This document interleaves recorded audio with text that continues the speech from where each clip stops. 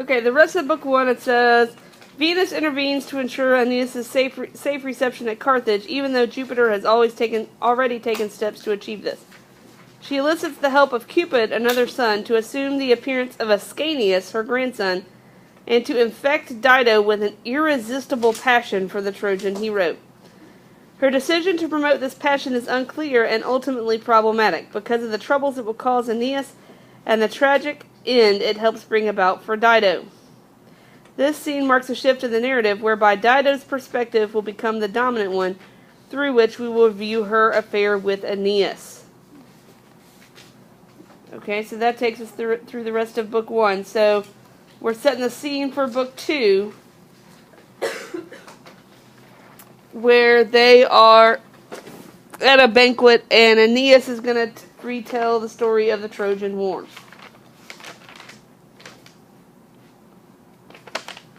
Okay, so the first, 50 lines or so. So acceding to Dido's request, Aeneas agrees to describe the fall of Troy in spite of the sorrow renewed by such memories. After 10 years of unsuccessful effort, the Greeks, worn out by the long siege and lacking confidence in their strength and courage, resort to strategy. They pretend to flee, but hide in the neighboring island of Tenedos, leaving behind an enormous wooden horse, in which are concealed the bravest of Greek leaders. The more prudent among them urge the Trojans to destroy the wooden horse. Laocoon takes the lead in this proposal and strikes the side of the horse with a spear. Okay, so basically what happened was, Greeks leave the horse, the Trojans, go out to investigate this horse, right? Okay, and this is where we get beware of Greeks bearing gifts. So where we pick up is Laocoon is going to speak to the Trojans, warning about the Greeks. So we're picking up here at line 40. Right here.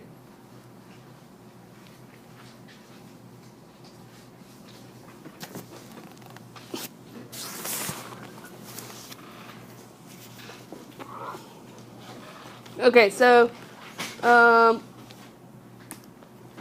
who was Laocoon? Let's back up here. Who was Laocoon? Yeah, he was a Trojan priest, right? And he had the gift of prophecy. So you would think that the Trojans would heed what he was saying.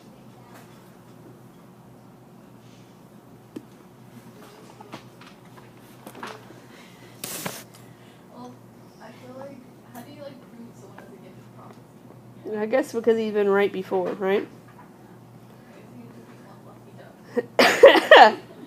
Okay, so we got at first, right, there, before all, before all the people, this is an ablative absolute, with a great crowd following.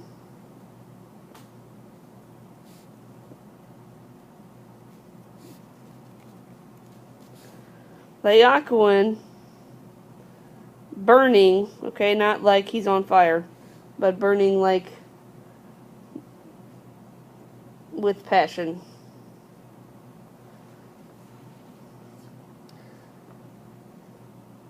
He runs down from the highest citadel.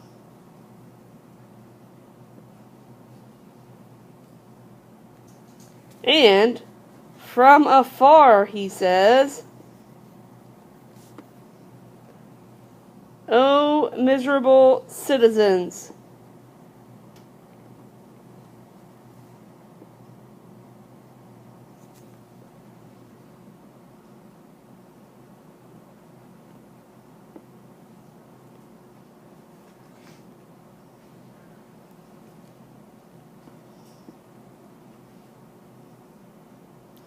okay, and then you have to stick an S in here. What is such great insanity?"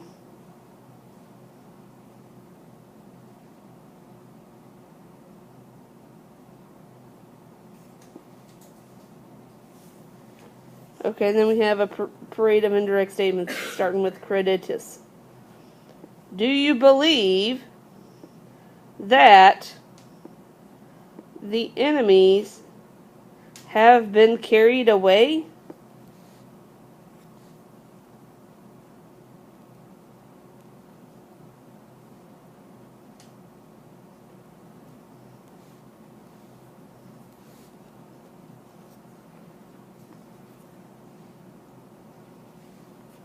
Or do you think that any gifts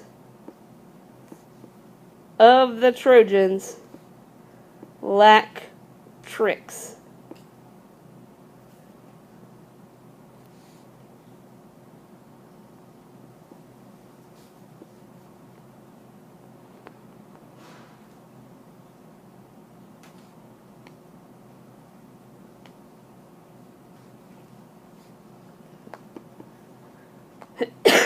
In this way, what has Ulysses been known?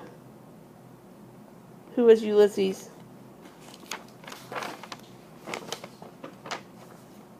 The Greek leader, right? Odysseus.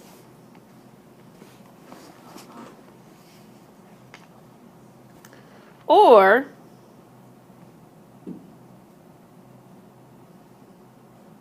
I have metonymy here. Okay, so then I have this goes with this goes with this, so it's also synchesis. Okay, and metonymy. Okay, or What is the timing when you say something? yeah, it's this ligno, I think, is the metonymy. What was the part with So it's like notus est. So in this way or thus has Ulysses been known, like to you in parentheses. And question, is wouldn't that be the Greeks instead of What did I say? Trojans? I said Trojans? Yeah. I meant Greeks. Sorry. That's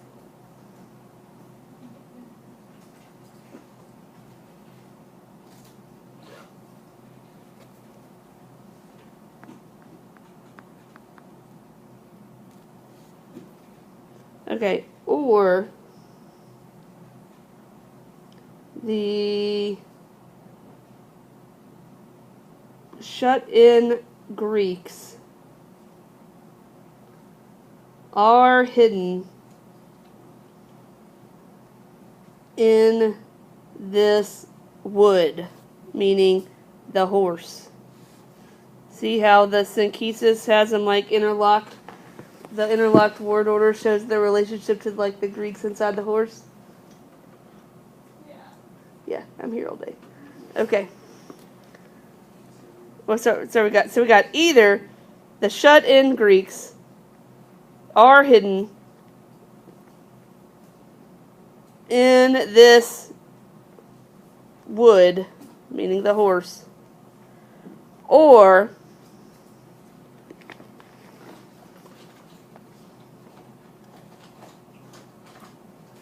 okay, and look, then there's some pieces on here too.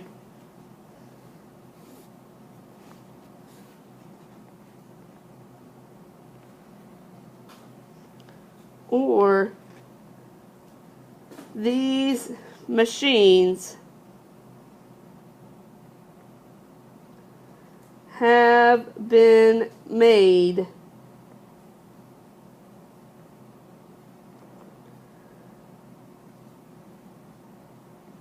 like war machines. Now let's see, have been made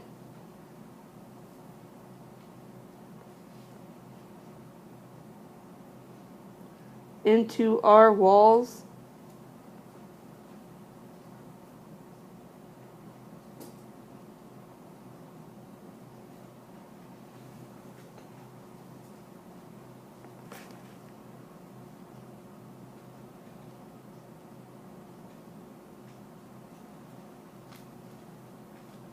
Okay, and then we got inspector. These are future active participles. Okay, but they go with the machines, right? So about to look into the homes and about to come into the city from above. So this is actually like dative.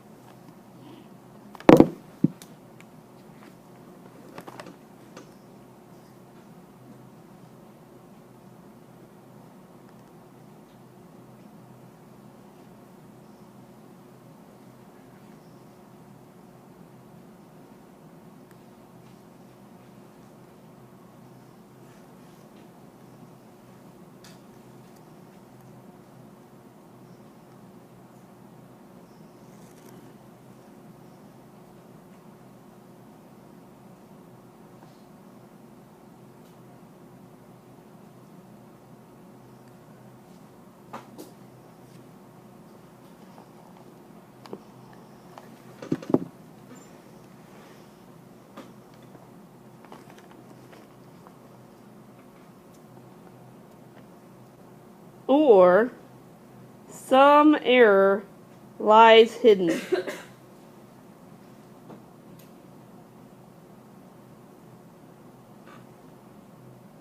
Okay, then we have this like negative imperative here. Usually you see it with noli plus the infinitive, right? Okay, but of course that doesn't fit the meter. So this is an alternative form to make it fit the meter. Okay, so, and remember credo takes the dative, and this is vocative. So don't believe the horse, Trojans. And here's the most famous line of the Aeneid of all times. Whatever it is, right? I fear the Greeks, even bearing gifts.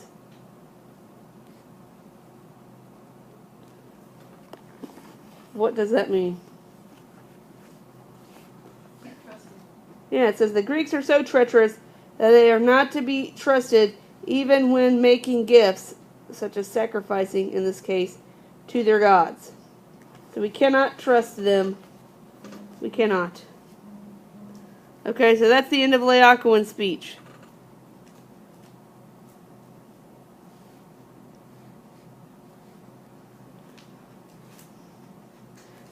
Okay, so we got having spoken in this way.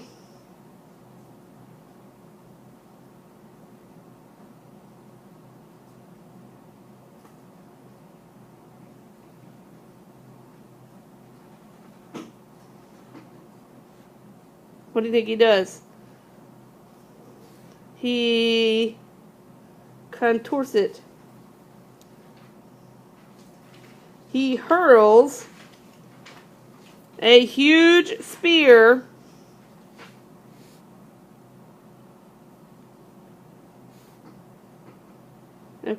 with strong strengths. That's what it means. What do you want to say? With mighty strengths or forces into the sides.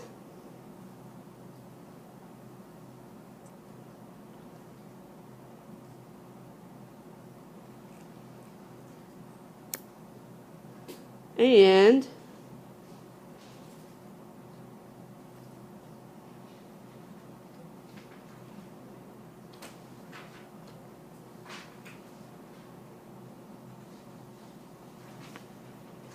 into the curved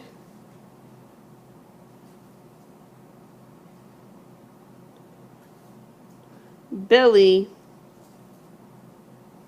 Oh, it gets to be, and into the belly curved with joints of the beast, meaning the horse. So, and into the what did I say? The belly having been curved with joints of the beast.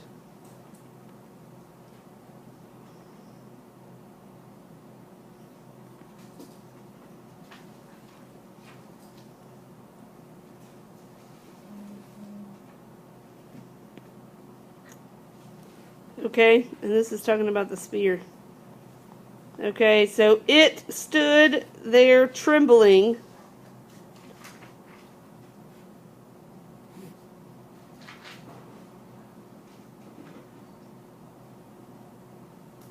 And with the wound having been struck, the womb, did I say womb? Okay, the womb having been struck,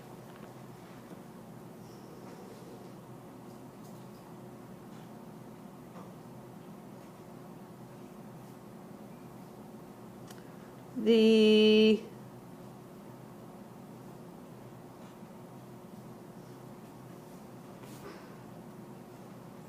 hollow cavity resounded and gave a groan. What does that mean?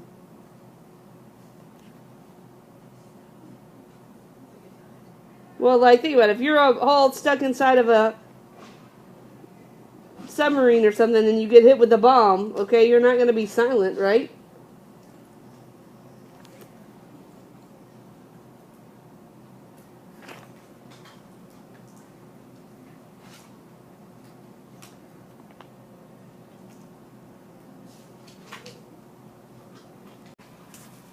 And if the fates of the gods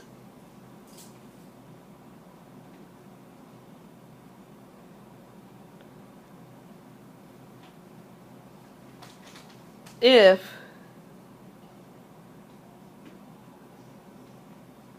I don't like this with luck. They will just like leave you in like cliffhanger. Like, our mind had not been unlucky,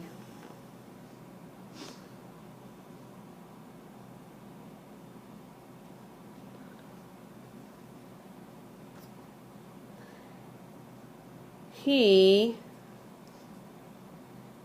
had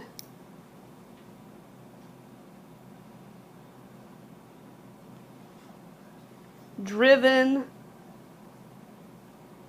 us to foul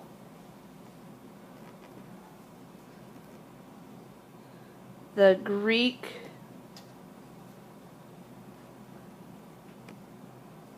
hiding places with iron. What does that mean? so they're like foul, like with oh, with iron, yeah, with the spear. Okay, and your subject here is Laocoon. And Troy would now stand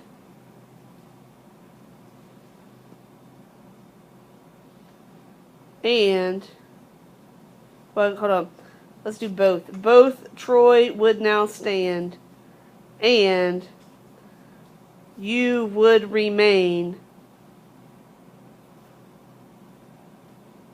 high citadel of Priam. Who is Priam? What? Yeah. Yep. Trojan Prince. Do you know what I mean though about Latin? They're just like, if the fates of the god.